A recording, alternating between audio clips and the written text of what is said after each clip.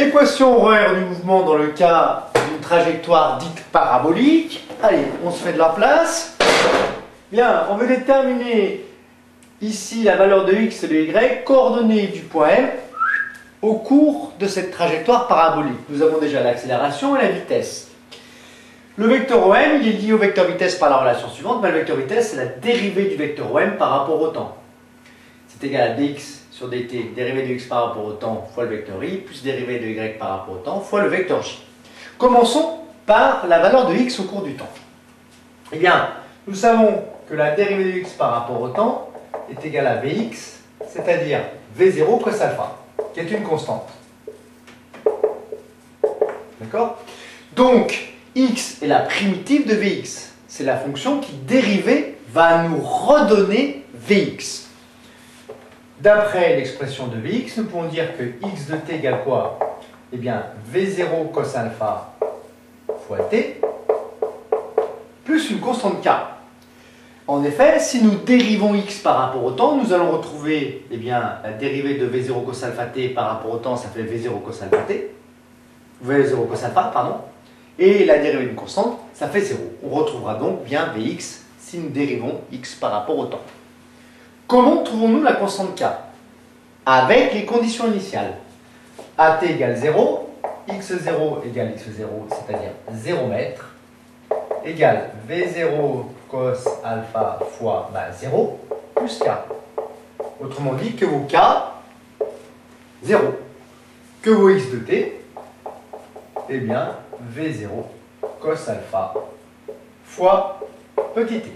Voilà la première équation, signe égal, horaire avec le temps, de la coordonnée du vecteur position sur l'axe des x. Deuxième coordonnée, y de t. Bon. Nous savons que la dérivée de y par rapport au temps est égale à vy égale moins g fois t plus v0 sinus alpha. La primitive de moins g fois t, moins 10 fois t, c'est quoi? C'est y.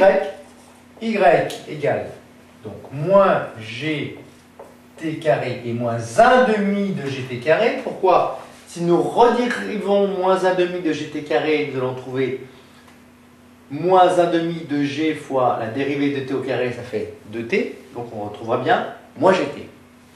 Plus quoi?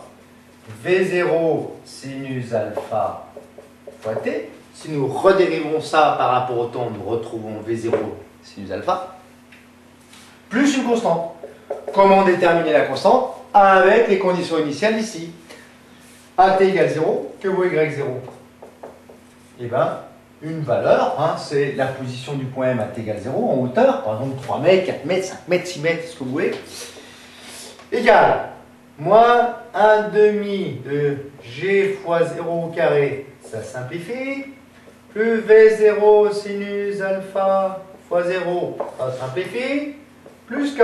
Donc que vaut cette constante k, qu'on aura pu appeler k' pour différencier avec la constante k précédente?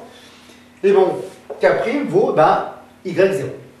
Conclusion, que vaut y de t? Et bon, on le retrouve ici, moins 1 demi de gt carré plus v0 sinus alpha t plus k'. K', on vient de le trouver, il vaut y0. Donc on peut remplacer k' par y0. Et voilà la deuxième équation horaire. Je peux mettre y de t, évidemment, puisque y dépend de t. Deuxième équation horaire correspondant au vecteur position du centre d'inertie du solide en mouvement parabolique.